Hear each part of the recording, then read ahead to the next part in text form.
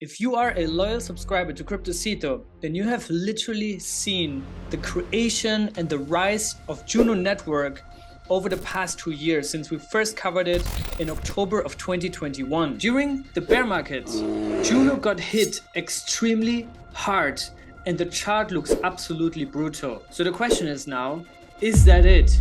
Will Juno ever recover from that? Will it ever be able to make new all-time highs? Or is it too late to be saved?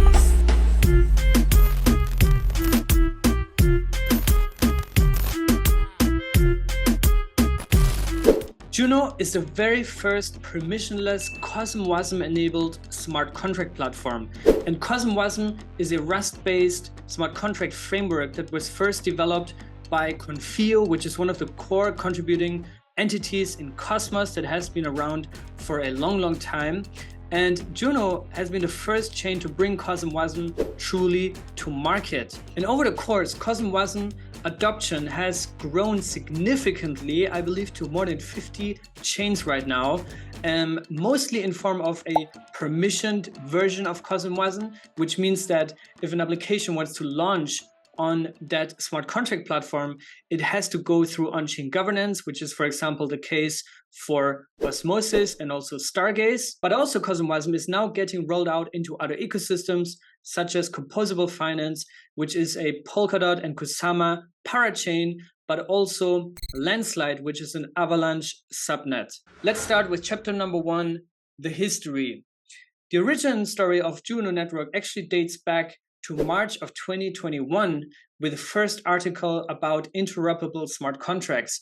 And that was, by the way, also the time during which IBC, the Inter-Blockchain Communication Protocol, which is this interoperability standard in Cosmos to connect all sovereign app chains, went live. The first Reddit post referred to Juno also as Cosmos Contracts, a smart contract hub. And Juno, from the get-go, has always been a very community-driven Cosmos grassroots project that also has zero VC funding and no private token sales. A large majority of the Genesis supply of the Juno token was actually also dropped to Atom stakers. So the Juno community actually originates out of the Cosmos Hub community, the Atom community, similar to Osmosis as well. And the way people contribute and develop on Juno is through Core Root. And Core Root is a global developer collective that has different tiers. There's Core 1, there's Core 2, and there's different circles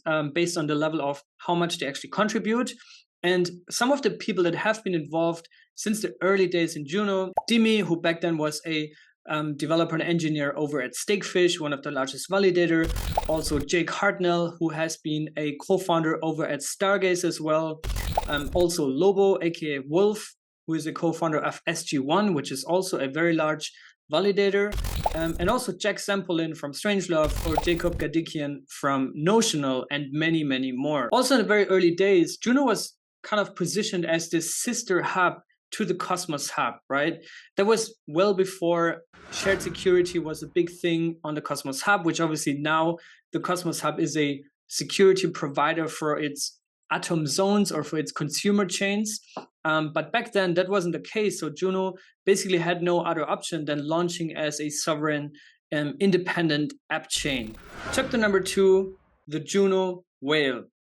Juno's history is oftentimes affiliated to some of its largest drama in the past since its creation. Who is the Juno Whale?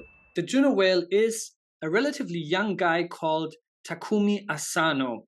And Takumi Asano is the co-founder of Game, which if you now look at the Cosmos Hub validator set, you see they're pretty high up there in the rankings. And actually before Game was called Game, it was called the Cosmos Gaming Hub. And I remember there was also some legal disputes around the naming and the branding and trademarks and such.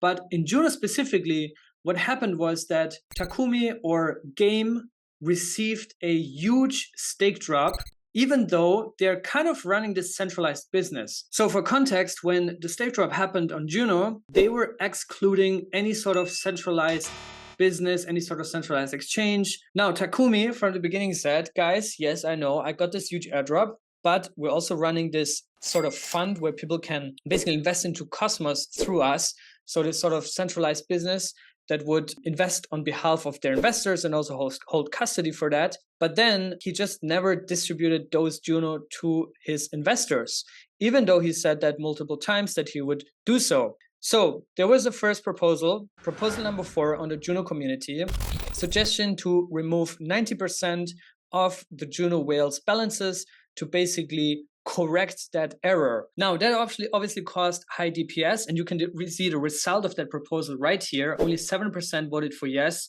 and 56% for no, so the proposal was rejected. Then proposal 16 came up to correct the stake drop. The accusation was basically that the Juno Whale gamed the airdrop and never had any plans to distribute this airdrop, which was supposed to go to his investors, so he would just keep it for himself. And the interesting part is that the proposal actually went through. It was approved by on-chain governance. It was a very controversial proposal and only went through with 41% approval rate, but that was enough to basically seize hundreds of millions of dollars. You also have to think at that time, Juno was making all-time high after all-time high. To seize those funds into a contract that would be governed and then further decided by the community what to do with those funds. And that proposal even made it to CoinDesk twice on the main page. So that was probably the highest participation, the highest controversy, the highest drama in Cosmos history. I'm not going to comment further on that. It's a very political, sensitive proposal, but this is what happened. When it comes to governance, it's one of the most active chains itself, but Juno also has a very interesting concept that makes it probably one of the most advanced, maybe even the most advanced governance blockchain all over crypto, with the innovation of DAODAO.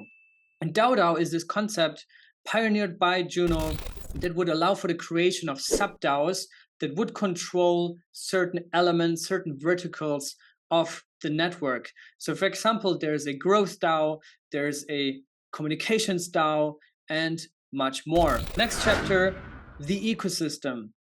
Juno Network has actually a very active and busy history.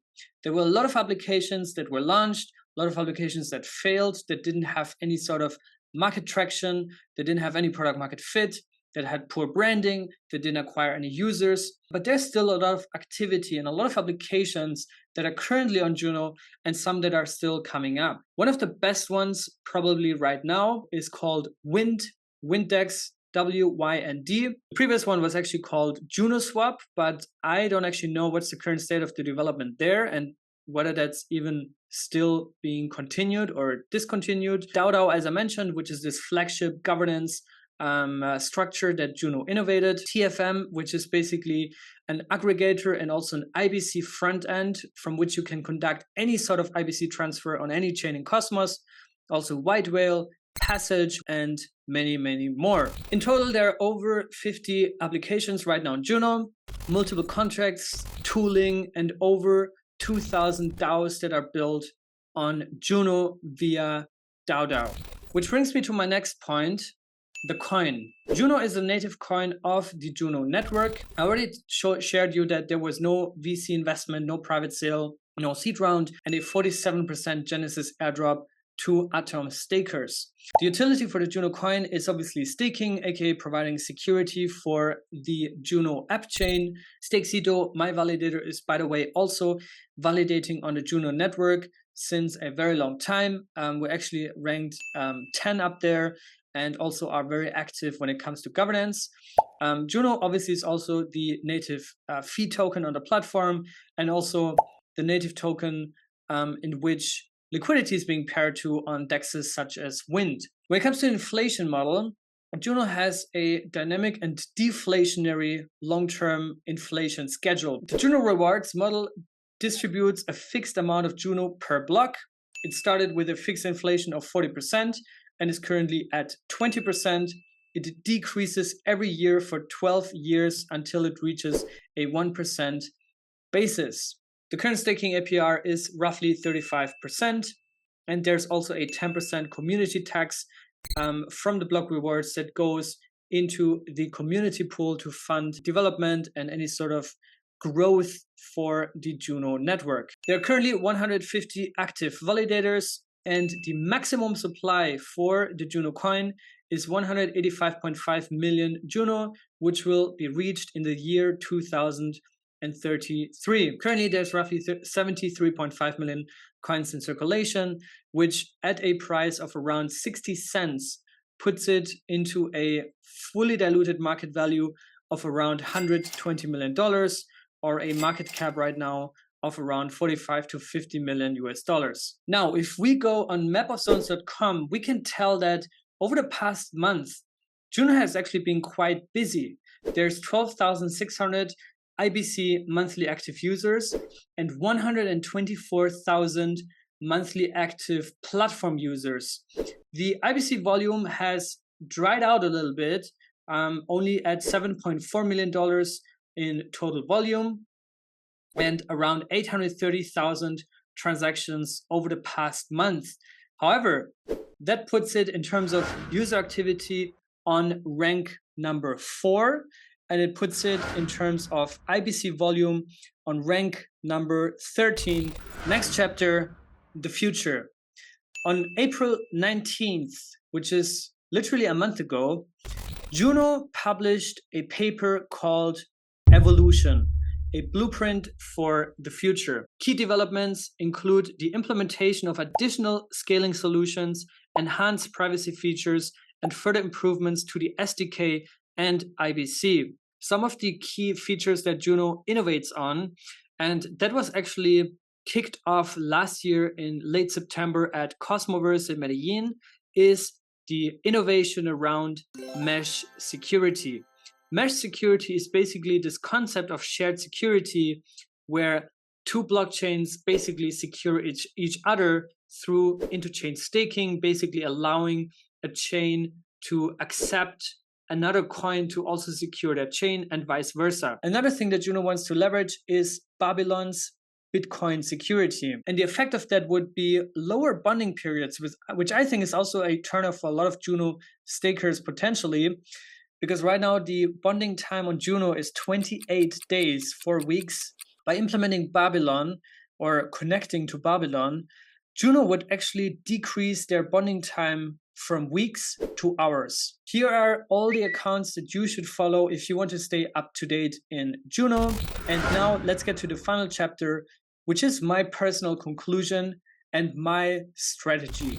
Now, I'm obviously aware of the Twitter drama that has been going on in the past couple of weeks around Juno. But I'm also aware that the people that are talking on Twitter are not necessarily representing the entirety of the community, right?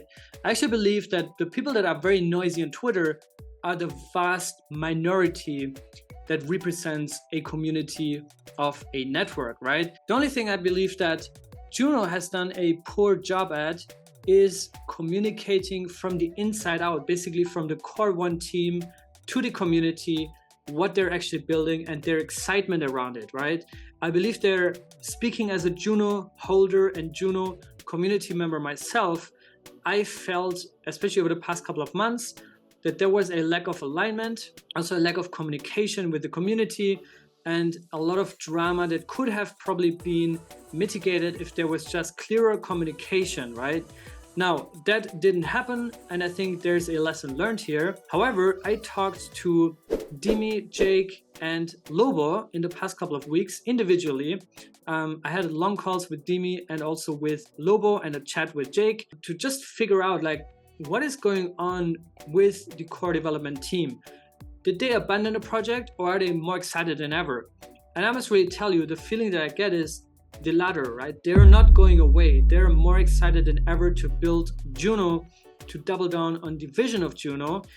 And I think it's just very natural that in a bear market, there is drama, that there is accusations, that there's finger pointing, that people call it scam, people call it this, people call it that.